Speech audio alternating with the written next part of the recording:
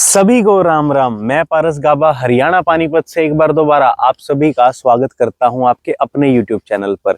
जैसा कि हमारे व्यूवर्स जानते हैं कि हम उनके लिए गाड़ियों का बिल्कुल ऑनेस्ट ओनरशिप रिव्यू लाते हैं ताकि वो बिना गाड़ी को खरीदे, बिना पैसा लगाए, उसको खरीदने से पहले ही उसके बारे में सब कुछ जान पाए, उसकी सारी अच्छाई सारी बुराई, ताकि बाद में किसी तरह का उनको पश्चाताप ना हो। तो आज उसी तरीके से हम लेने वाले हैं ओनरशिप रिव्यू सामने खड़ी टाटा टियागो का। ओनर हमारे साथ मौजूद है जिनका हम स्वागत करते हैं। तो प्रिंस जी, स्वागत है आपका चैनल पे। Thank you Paras, thank you so much.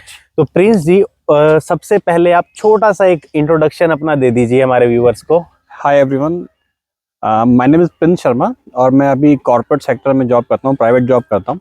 और यस, जैसे पारस ने बताया कि टियागो का रिव्यू करना चाहते थे इन्होंने, तो मेरे अच्छे दोस्त भी हैं, तो हमें चलो आज करते हैं एक ऑनेस्ट रिव्यू। हाँ जी, आज भैया गांव में आए हुए थे, हमारे अच्छे पर्सनल लिंक्स हैं, तो मैंने कहा क्यों ना एक पढ़े लिखे इंसान पे प्रेशर डाल के पूछा जाए गाड़ी के बारे में, ताकि वो सब सच बता दें और सभी के लिए आसानी हो जाए। बिल्कुल तो बिल्कुल। प्रिंस जी, सबसे पहला सवाल तो आपसे यही है, वैगनार सीएनजी, सिलेरियो सीएनजी और पंच सीएनजी और इसके अलावा और बहुत सारे सीएनजी ऑप्शंस है, उनमें से टाटा टियागो सीएनजी का ऑप्शन चूज करना कैसा रहा, कैसे स्टेप पे पूछे, पहले तो यही जानना चाहते हैं।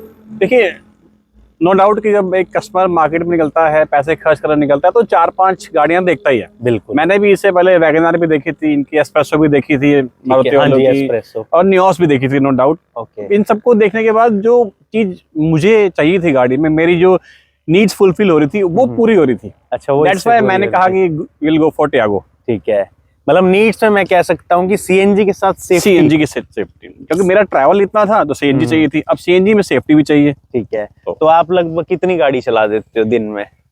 मेरा ऑन एन एवरेज 250-300 किलोमीटर है। मतलब प्रिंस जी सड़कें ही नापते हैं हम ये कह सकते हैं।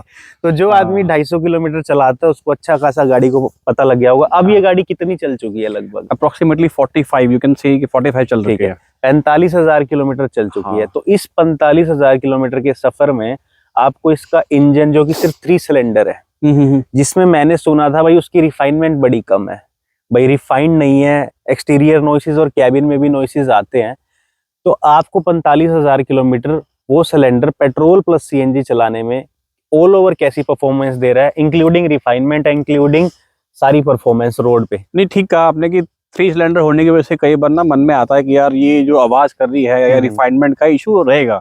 बट जब मैं विजिट किया था टाटा मोटर पे, तो इन्होंने मुझे दिखाया था कि सर अब ना अपडेट कर दिया, BS6 फेज 2 वर्जन आ गया। हाँ जी। अब BS6 फेज 2 में इनका एक फायदा आया कि जो रिफाइनमेंट की कमी थी वो इनकी नजर में तो लगा कि थोड़ा सा बेटर हुई है, और नो डाउट थोड़ी सी स्लाइटली बेटर हुई भी थी। ठीक है, अब इतना चलाता हूँ तो नॉइज तो शायद ऑब्जर्व होती है कि थोड़ा सीएनजी की वजह से भी थोड़ा सा नॉइज है, में तो आती है, और थोड़ा 3 सिलेंडर की थोड़ा सा नॉइज तो है। ठीक है, थोड़ा सा नॉइस है। देखो, बिल्कुल उन्होंने सच बता दिया, नॉइस हम सह लेंगे अगर हमें माइलेज मिलती हो। ठीक है, तो माइलेज क्या मिल रही है प्रैक्टिकली लोकल में, अगर सिटी के अंदर बम्पर टू बम्पर ट्रैफिक और हाईवे पे जब आप लंबे सफर तय करते हैं? देखो, जैसे बताया मेरा 250 किलोमीटर ट्रैवल है, तो इस गाड़ी से ना सबसे कमाल बात यह है कि इस गाड़ी से कितनी एवरेज निकालनी है वो मेरे पे डिपेंड करता है। ठीक है, कंपनी वालों को एक बार साइड में कर दो। हाँ जी, कंपनी आई थिंक बोलती है 24 या 25 की। ठीक है, और मेरी गाड़ी 80 के राउंड में स्पीड रखूं, हाँ जी, तो भाई 35, 36 ऐसे एवरेज दे जाती है। मतलब फ्री में गाड़ी चल रही है कह सकते हैं। बस की टिकट पे चल रही है गाड़ी। और ऊपर से अगर गाड़ी में 4 आदमी बैठ गए, हाँ, तो मुझे लगता है कि गाड़ी ही आपको पैसा दे रही है आपके साथ चलने का। अगर मेरी फैमिली साथ ट्रैवल कर रही है, उसको कंपेयर करूं अदर ट्रांसपोर्टेशन चार्जेस से, तो फ्री में जा रहे हैं हम लोग। चलो 35 की आप निकाल लेते हो, लेकिन प्रैक्टिकली बात करूं, जैसे मेरे जैसा ड्राइवर है, मैं गाड़ी की बेपरवाह होकर चलाता हूँ, माइलेज पे ध्यान नहीं देता। बेपरवाह कई बार मैं भी हो जाता हूँ जल्दबाजी में। उसमें क्या माइलेज निकलती है? 28, उसमें 28 निकल जाती है। और बम्पर टू बम्पर सिटी में यू कैन से 26, 25, 26 आराम से। ओके, मैंने आज तक इससे 25 से कम की एवरेज निकाली नहीं सिटी में भी। ठीक है, बाकी 25 किलोमीटर बहुत माइलेज होती है। और कभी पेट्रोल पे चलाई है गाड़ी? बहुत बार चलाई है। तब क्या माइलेज? क्योंकि जहां मैं ट्रैवल करता हूँ कई बार वहाँ सीएनजी अवेलेबल नहीं है। हाँ जी, तो ये पेट्रोल में चलानी पड़ती है, और पेट्रोल पे माइलेज सामने लिखी हुई आती है, कई बार 24.7, 24.8 ऐसा लिखा हुआ आता है। कई बार मन में आता है यार पेट्रोल ले लेता बेटर रहता। दोनों हाथों में लड्डू लेके चल रहे हो। कई बार ऐसा मन में आता है पेट्रोल ले लेता ज्यादा बेटर रहते हैं। हाँ जी, 24 की माइलेज मिल रही पेट्रोल में भी। वही, जैसे कि एक हैचबैक है, ठीक है, हैचबैक में इतना डार्क कलर जो लोग 20-20 लाख की गाड़ियों में लेते हैं, कोई क्रेटा ले ली, स्कॉर्पियो ले ली, उसमें काले रंग या ब्लूइश रंग लोगों को पसंद है, तो इस गाड़ी में आपने ये कलर ले लिया जो हार्ड टू मेंटेन है। तो इस कलर का थोड़ा सा सिस्टम क्या रहा? तो एक्चुअली मुझे ना लाइट कलर ज्यादा पसंद आते नहीं, डार्क कलर पसंद आते हैं। पहले भी मैंने रखी रेड, एक रखी सिल्वर, व्हाइट रखी नहीं मैंने। ओके। तो जब मैंने शोरूम पे ये वाला कलर देखा ना तो अट्रैक्ट किया। ये ब्लू देख भी रहा, ब्लूइश ब्लैक कलर फील देता है। मतलब फील नहीं आ रहा मुझे कि ब्लैक है या ब्लू है, थोड़ा प्रीमियम फील देता है। Premium feel. बट एक ड्रॉबैक था जब मैंने खरीदी गाड़ी ना, जब मैंने खरीदी ना तो ये वाला कलर आता था सिर्फ स्टार्टिंग वेरिएंट में। ओके, बेस वेरिएंट में यू कैन से।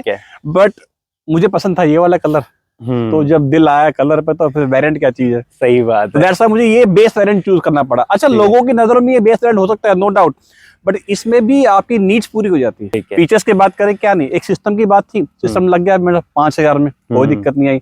बात करें आपका फॉग लैंप्स की, लगवा लिए, कंप्लीट लगवाए, कोई दिक्कत नहीं थी। बात थी साइड क्रोम मोल्डिंग, सब लग गया, सब लग गया। मुश्किल से 20-30 हजार रुपए में इस अगला वेरिएंट तैयार कर लिया मैंने। मतलब बेस वेरिएंट लो 30 से 40 हजार मुश्किल से, और अपनी टॉप वेरिएंट की फीलिंग ले जाओ। कहने का मतलब ये हो जाता है। बिल्कुल बिल्कुल। लेकिन चांद में भी दाग है। वो तो है। ठीक है। अब इस गाड़ी में ना जो मुझे मेजर इश्यूज लगते हैं, एक मुझे इशू लगता है टाटा की आफ्टर सेल सर्विस। भाई लोग ना बड़ी बड़ी गाड़ियों के हमने रिव्यू किए, गाड़ी बहुत इनोवेटिव है, एक से एक चीज मिल गई। टाटा की आफ्टर सेल सर्विस में मजा नहीं आ रहा लोगों को। तो आपको मजा आता है अपनी आफ्टर सेल सर्विस में जब आप जाते हो करवाने? आफ्टर सेल सर्विस ना दो चीजों पर डिपेंड करती है, नो डाउट। एक तो एक्सपीरियंस कैसा रहा आपका विजिट करके, और सेकंड थिंग की सर्विसिंग कॉस्ट क्या आई। ठीक है, तो दोनों पॉइंट ऑफ व्यू से अगर आप बात करो, पहली बात करो आप एक्सपीरियंस की, तो जैसे मैंने बताया कि अलग अलग जगह ट्रैवल करना होता है, तो सब जगह सेम स्टैंडर्ड तो नहीं है, कहीं थोड़ा बहुत प्लस माइनस तो रहता है कहीं, क्योंकि टाटा में कस्टमर इतने ज्यादा हैं कि एक बार भीड़ अनएक्सपेक्टेडली ज्यादा आ जाती है उनके पास भी ना, तो थोड़ा टाइम ज्यादा लग जाता है। बिल्कुल। सेकंड थिंग, बट कॉस्टिंग की बात करें तो मैंने चला ली, जैसे 45,000 चला ली मैंने, तो ऑन एन एवरेज मेरा खर्चा 45,000 किलोमीटर चलाने पे मुश्किल से 10,000 भी नहीं आया अभी तक। 4 सर्विस करा ली मेजर, अभी तक नहीं आया। आप कह रहे हो कि 2,500 पर सर्विस की एवरेज? मैंने नहीं किया खर्चा 10,000 भी, यही भी कह रहा हूँ साथ में, पूरा नहीं किया मैंने। मतलब चला भी सस्ती रहे हैं, मेंटेन भी सस्ती कर रहे हैं, खरीदी भी सस्ती ही होगी। ऑन रोड कितने की पड़ी थी बेस वेरिएंट सीएनजी? ये मुझे पड़ गई थी कोई 7 लाख के आसपास। ठीक है। और मुझे लगता है रीसेल वैल्यू भी अच्छी है, कल को बेचोगे तो। हाँ, मेरा मन था इसको सेल करके पंच सीएनजी पे जाने का, तो मैं देख रहा हूँ अगर राइट प्राइस मिल जाए तो no doubt I will switch, no issue. लेकिन मैं आपको, मेरी सजेशन छोटी मोटी चल सकती है क्या, मैं ये कहना चाहूंगा कि अब सीधा शिफ्ट करना इससे अलग सेगमेंट पे। इसके बाद पंच सेम ही फीलिंग देगी आपको, थोड़ी सी हाईयर एंड पे तो बिठा देगी। हाँ बिल्कुल ठीक बात है, देखते हैं। और ये जो इसकी हेडलाइट्स है, हेलोजन बल्ब है, प्रोजेक्ट ये मैंने चेंज कराए थे। एक्चुअली क्या, जो कंपनी फिटेड इसमें लाइट्स आई थी ना, उसका इतना इम्पैक्ट था नहीं, तो ये मुझे हेडलाइट चेंज करने पड़े थे। पता नहीं कंपनी ऐसा क्यों करती है कि बाय डिफॉल्ट जो प्रोडक्ट है उसमें लाइट्स थोड़ा सा डिम रहती हैं। और इवन हॉर्न भी देखो तो चेंज करना पड़ता है आपको, थोड़ा मतलब अच्छा लगाना पड़ता है। सुनने वाला ये नहीं बता पाएगा कि मुझे स्कूटर साइड रखने को क्या है, गाड़ी कह रही है। और अगर बात करें गाड़ी के tyres, suspensions as well as brakes को लेके, तीनों को एक ही पॉइंट में कवर करता हूं ताकि वीडियो लोगों को थोड़े टाइम में ज्यादा ज्ञान दे पाए। टायर्स की परफॉर्मेंस, सस्पेंशन और ब्रेक्स तीनों को एक पॉइंट में लेना चाहता हूं। टायर्स नो इशू, कभी आज तक चैलेंज नहीं आया। ठीक है, बात कर रहे हो आप सस्पेंशन की, नॉट एन इशू, कोई चैलेंज नहीं आया। थर्ड आप कह रहे हो ब्रेकिंग ऑसम है, ABS-CBD जैसे बताया था, असिस्टेंट, सब कुछ स्टैंडर्ड है, तो मैं सेटिस्फाइड हूँ, मुझे कोई चैलेंज नहीं आया। मतलब सब कुछ आपको अच्छा लग रहा है। लेकिन मैं जो सस्पेंशन के बारे में जानना चाहता हूँ ना, वो ये जानना चाहता हूँ कि जैसे एक 7 लाख की गाड़ी है, ठीक है, 7 लाख की गाड़ी के सस्पेंशन में आपको गड्ढे महसूस होते हैं, सड़क पे बॉडी रोल आता है? हाँ, बॉडी रोल फील होता है। हाँ, मतलब बॉडी रोल में थोड़ा सा नीड है इम्प्रूव करने का, बॉडी रोल फील आता है। मतलब सस्पेंशन में मेरे को लगता है सस्पेंशन सॉफ्ट होगा तभी बॉडी रोल आता, अगर वो स्टीफ होता तो बॉडी रोल नहीं आता, फील होता है। और अगर कैबिन के स्पेस की बात करें हैचबैक के हिसाब से, देखो खेतों में हम हैं, गाड़ी चलाना थोड़ा टफ है, मुझे आजकल ऑक्सीजन लेकर बातें करना ज्यादा पसंद है और गाड़ी के AC में नहीं। तो बात करते हैं गाड़ी के इंटीरियर इंफ्रा की, जिसमें सबसे पहले स्टीयरिंग को कवर करते हैं। स्टीयरिंग लिटिल बिट हार्ड है, but I think okay, manageable है। जिस रेट में देखो ना, जिस रेट में गाड़ी मिल गई उस रेट में मैनेजेबल भी है। ठीक है। हाँ, जो सेकंड पॉइंट आपका स्पेस का कंसर्न है, seats and capacity, front seat okay, rear seat में 3 पर्सन को बैठाना थोड़ा चैलेंज है। आई डोंट नो कि हैचबैक में पता नहीं कि क्यों इतना स्पेस देते नहीं। इसमें हमारी गलती है, हम इन गाड़ियों को 5 सीटर बोलते हैं टेक्निकली जबरदस्ती, जबकि हमें ही 4 सीटर मान के चलना चाहिए। वोक्सवैगन टाइगन है, एक 15 लाख की गाड़ी है, उसका सही सा वेरिएंट 15 लाख में था, वो भी 4 सीटर है। पिछले वाले स्पेस में 3 आदमी ढंग से बैठ नहीं पाते। तो हमें ही 4 सीटर, कहने का मतलब स्पेस वैगनआर जितना नहीं मिलेगा। और अगर बात करें एसी परफॉर्मेंस, एसी फैंटास्टिक, जून जुलाई में कैसा एसी है? अच्छा है, मुझे एसी को लेकर कोई कंप्लेंट नहीं, बढ़िया एसी। इवन एसी में भी एवरेज यदि इतनी डिप डाउन नहीं हुई, ठीक चल रही। एसी इम्पैक्ट अच्छा है। और ड्यूअल सिलेंडर टेक्नोलॉजी के बाद आपको स्पेस, बूट स्पेस, यही सबसे मजेदार सीन है। हाँ। जो आप कहते हैं ना कि आपने वैगनआर देखी है, ये भी देखी है, वो भी देखी।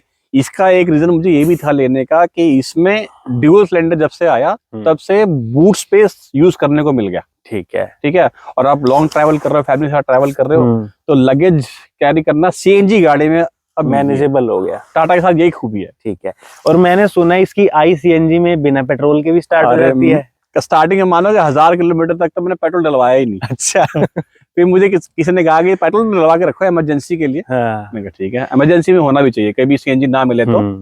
मतलब कहने का है कि पेट्रोल, जैसे मारुति में क्या होता है भाई, पेट्रोल है तो पेट्रोल पे स्टार्ट होके वो सीएनजी पे शिफ्ट होती है, डायरेक्ट स्टार्ट सीएनजी पे हो रही है। कई बार ऐसा हुआ, मैं लॉन्ग रूट पर ट्रैवल कर रहा होता हूँ, वहाँ पे सीएनजी नहीं मिलती, तो टेंशन नहीं है। जब सीएनजी खत्म भी होती है ना, ये गाड़ी ऑटोमेटिक पेट्रोल पे स्विच हो जाती है। वो मजेदार फीचर है। बाकी मैं ये कहना चाहूंगा कि ये review petrol as well as CNG planning जो कर रहे हैं दोनों के लिए ये रिव्यू, इसे ये मत समझना सिर्फ सीएनजी का है। तो इतनी सारी प्रिंस भैया से बातें करने के बाद अब एक फाइनल बात कर लेते कि गाड़ी को लेकर खुश हो या दुखी, मजा आ रहा है या सजा मिल रही है। एक कंक्लूजन वीडियो का दे दीजिए जिसमें आप अच्छी और बुरी बातें दोनों बता दीजिए, ओनर को हेल्पफुल रहे। बिल्कुल ठीक है पारस, थैंक यू कि आपने भी मुझे मौका दिया बताने के लिए। तो अगर आप लोग बाय करना चाहते हो कोई भी सीएनजी गाड़ी, अगर आप ये पॉइंट ऑफ व्यू से मेरा पॉइंट ऑफ व्यू देखो, तो जैसे भैया ने कहा कि कुछ अच्छी चीजें, नो डाउट अच्छी चीजें। एक आम आदमी को क्या चाहिए पारस?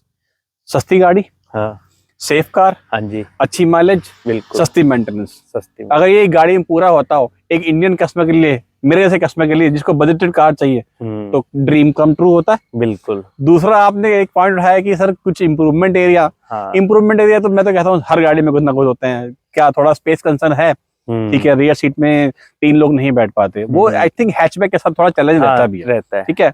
आप कह रहे थे ये हेडलाइट का इशू, नो डाउट थोड़ा सा ये देखना चाहिए कंपनी को कि बाय डिफॉल्ट अगर आप दे रहे हो तो थोड़ा सा अच्छी लाइट दे दो यार, अच्छा हॉर्न दे दो थोड़ा सा यार, ठीक है, थोड़ा सा हैंडलिंग बेटर कर दो। जो बॉडी रोल की हम बात कर रहे थे वो थोड़ा सा वो अच्छा हो जाए।